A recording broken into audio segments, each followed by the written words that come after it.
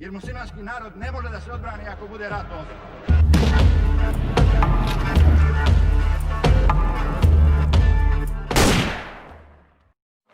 How did the Bosnian Genocide start? Actually, it all started by the end of the Cold War when communism fell.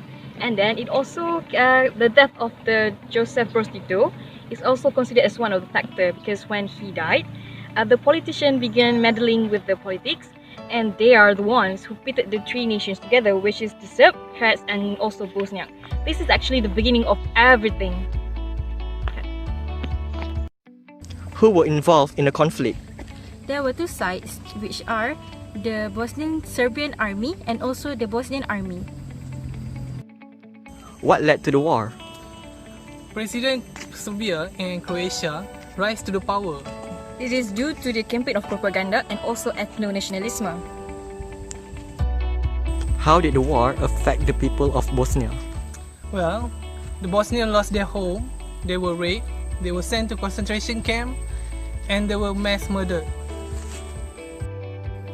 So Syakir, how many casualties? The war claimed 350,000 casualties, including 66% Bosnian Muslims, 26% Serbians, and 8% Croats. How did it affect Sarajevo? It affects Sarajevo when the siege of Sarajevo happened. It actually happened because the Bosnian Serbian army, they cut off all the communication and all the way of going in and out of Sarajevo.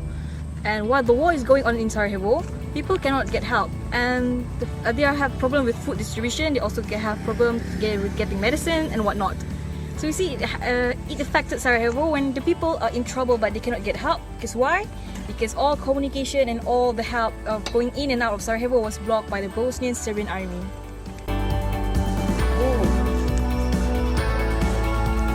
For how long did it last? 5 years. How did the war end? Peace treaties signed in Ohio in 1995. In what ways the conflict can be prevented? We can prevent this by having a good negotiation. In my opinion, I think you can prevent it by actually paying attention when things are getting heated. For example, like when the president of Serbia and Croatia rise to power due to the campaign of propaganda and ethno-nationalism. This shows sign of ethnic cleansing, the early sign of ethnic cleansing. So when you actually pay attention, you maybe could avoid it. And for me, I think by having good democracy is the most efficacious way. Hey, how about you? What, me? I don't know. Syakir, regarding the UN involvement. Wait, this is not the suitable place. I see. What about here? Is it suitable enough? Now, this is a proper setting. As began, mostly issue in order to solve the conflict that was going on. And from the day 30 December 1995, the forces of the United Nations Protection Force monitored a ceasefire that is put in place to allow for peace negotiation that is being launched in Dayton, Ohio. And on 31 November 1995 in Dayton, the General Framework Agreement for Peace in Bosnia was issued. And on 8 and 9 December 1995, the Peace Implementation Conference met in London, appointing the High Representative for the implementation of the Peace Agreement on Bosnia. And on 14 December 1995, the Peace Agreement was signed in Paris by the Republic of Bosnia and the Republic of Croatia and the Federal Republic of Yugoslavia, as well as other parties thereto. On 15 December 1995, the Security Council endorsed the establishment of a High Representative to mobilize and, as appropriate, give guidance and coordinate the activities of the civilian organizations and agencies involved in the civilian aspects of the peace agreement. In the same resolution, the Council welcomed the deployment of IFOR in Bosnia and Herzegovina and noted the invitation of the parties for that force to remain a period of approximately 1 year. In December 1996, the Security Council authorized member states to set up a multinational stabilization force SFOR to succeed IFOR. And on 20 December 1995, the IFOR took over from the UNPRFOR, whose mandate was just terminated. And on the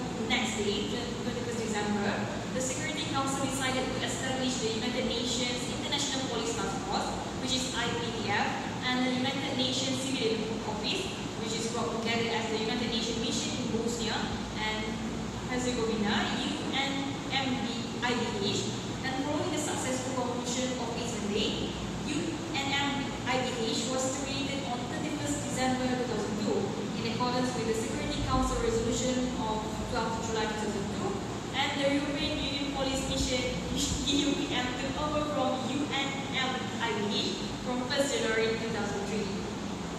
UNMIBH mandate was to contribute to the establishment of the rule of law in Bosnia and Herzegovina by assisting in reforming and restructuring the local police, assessing the functioning of the existing judicial system, and monitoring and auditing the performance of the police and others involved in the maintenance of law and order. And the UNMIBH was headed by the Special Representative of the Secretary General, SRSG, and the coordinator of the United Nations operation in Bosnia, who exercised authority over the IPF Police Commissioner and coordinate all other United Nations activities in Bosnia. The United Nations did not just stop there. After facing a devastating period, Bosnia indeed needed help in developing and progressing as a nation. The United Nations was dedicated to help Bosnia in gaining back the process and development. There were a lot of subsidiaries of the United Nations that helped during the whole process. Okay, the first one is FAO. According to Food and Agriculture Organization, FAO, their priorities were to assist Bosnia with plans on relevant regional and national priorities for agriculture and rural development, and was centered in 5 priorities areas, which is policy assistance in institutional capacity building in the process of accession to the European Union, improve quality and safety of food at all stages of the food chain, sustainable management of forests and trees, encouraging wood mobilization and sustainable use of non-wood forest products, integration of family farms into value chains for sustainable improvement in smallholder livelihoods and rural development, and enhancement of disaster risk reduction and management for resilient livelihoods. For the former Yugoslavia, which was established by the United Nations Security Council in May 1993, had detained the President of Serbia, Slobodan Milosevic, along with 4 top aides. 85 suspects have previously been indicted by the tribunal. Charges were dropped against 18 of these. 7 persons have been convicted, 1 has been acquitted, 6 died before trial, and 23 are in custody awaiting trial. The tribunal's statute gives the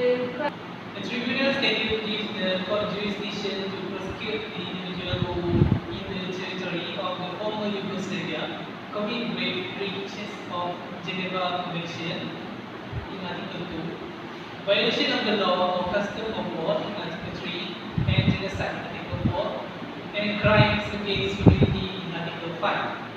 The most serious penalty the tribunal may impose is life imprisonment.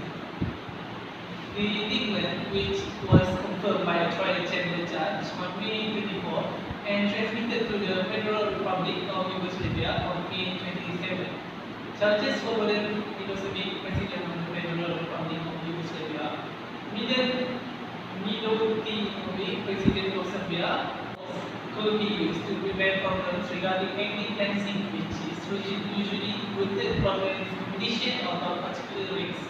Since women and child are often harmed during the conflict, like what happened in Bosnia, there are actually international law that protect the law. As the people of Bosnia, or known as Bosniaks, were forced to flee from their home, some of the survivors of the Bosnian Genocide become refugees. There are international laws regarding the issue of asylum seekers, refugee, and stateless persons that could be used to help the refugee from Bosnia.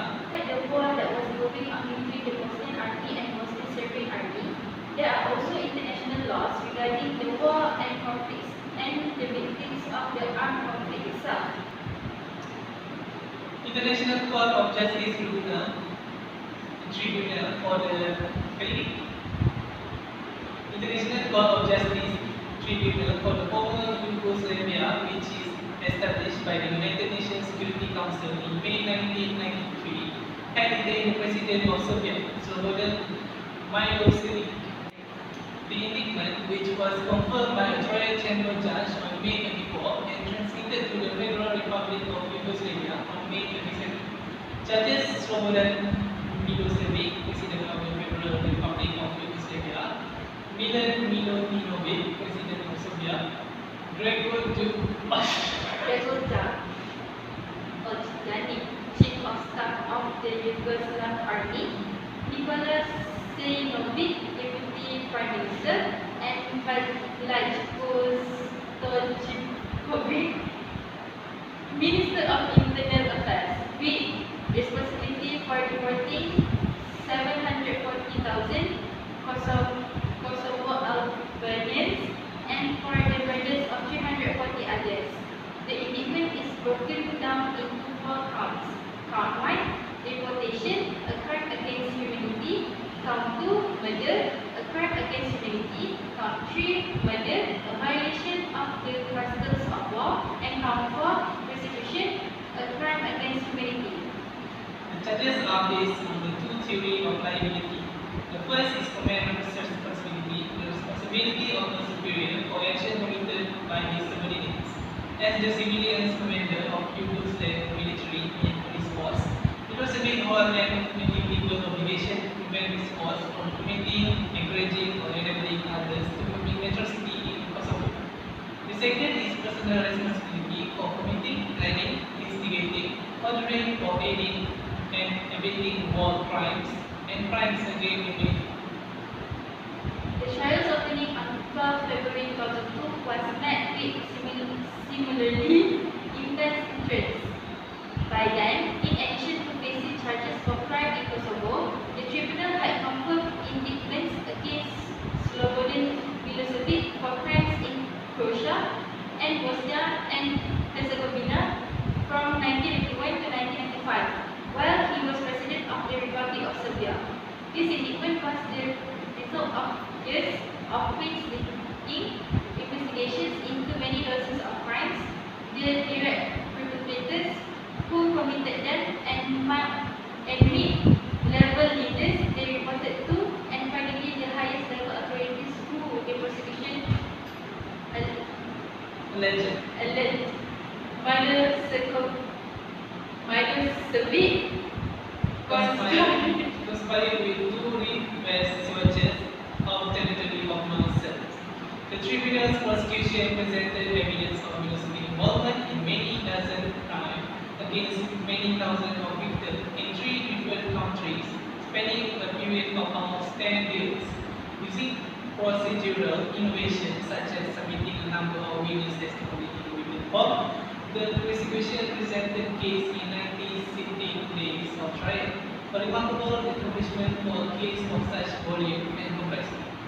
From the outset of the trial chamber balanced the interest of the victim to have evidence of such multitude of crime and the right of the accused, a fair and expeditious trial. Hundreds of thousands of viewers who watched the trial live in Serbia saw the trial chamber given an approach, and this happened to see to it that Milosevic's rights were respected to the rulers. The trial granted Milosevic, who had chosen to present himself, extra time to cross-examine prosecution witness and to present his defense evidence. Taking into account Milosevic's health issue, the trial chamber shortened both the trial whole day and whole week, and cancelled trial on 76 days due to his bout of illness. On the calendar, the trial lasted 4 years. The actual representation of the prosecution and defense evidence had in fact taken place for 8 months. Much of the evidence the tribunal's judges heard had never been seen before. Many witnesses, including at the highest levels of power in the countries of the former Yugoslavia and the international community, spoke for the first time about key events during the war of the 1990s. Dozens of victims had the opportunity to have their painful and tragic stories heard and recorded for posterity. In addition, many documents, videotapes, and intercepted telephone conversations made their debut in the tribunal's courtroom. Among the documents were a number that were confidential, official documents that might never have been accessible accessible to the public but for Milosevic's trial. At the end of the prosecution case, the trial chamber reviewed all of the evidence and issued a decision that the reasonable judge could convict Slobodan Milosevic on all counts, with the exception of some crimes seen with several of them. The decision does not state that the judges will or should convict him. The trial formally ended on 14 March 2006 following Slobodan Milosevic's death in the tribunal detention unit on 11 March 2006, just a week shy of the trial scheduled conclusion. A thorough inquiry performed by Dutch and tribunal authorities determined conclusively that Milosevic's death was from heart attack. Slobodan Milosevic's death did not leave the victim of the crime with which he was charged without justice. The prosecution indicted a number of his co-perpetrators who helped him to plan and execute the crime that resulted in so much suffering. Some, such as Croatian Serb leaders Milan Martin and Milan Bebic, and the Bosnian Serb leaders Mamsilo Regic and Virginia Plansic have already been convicted. And that is all for international law of Bosnian genocide. What is your take on the matter? I feel like this issue should have been handled more maturely without having to massacre all of those innocent lives in Bosnia, especially Muslims people. What about you, Minin guy? Well, I think UN has something to do with this because they seem choose to ignore the Serbs. UN could have done anything to prevent this genocide, but they choose not to. Maybe because they hate Muslim. Says the conspiracy theory believer with the Minion innocent. Minion is not. Never mind. As for me, I think the Bosnian genocide is pretty interesting because it's not as famous as the Holocaust, but I think when you really study the case, it seems pretty. It's not pretty funny, but it looked like suspicious, like the conspiracy theory believers said, because there are times when, like I said earlier, when the Dutch asked for help from NATO but was declined twice, and then due to some miscommunication problem, they are late 3 hours. It's like, if you really study the case, then you will see some interesting thing and what the UN did to help the Bosnian once a country that been devastated to really grow after that. So I think Bosnian genocide is something that you should study on your free time. Yeah. So that's all the question to our group members. In a nutshell, the genocide has sacrificed thousands of innocents' lives, and the survivors lost their home, their dignity, and even their loved ones. So we really hope that United Nations will be more responsible and functional so they can prevent this war from happening again. And we also hope that Bosnia will recover from their scars mentally and economically.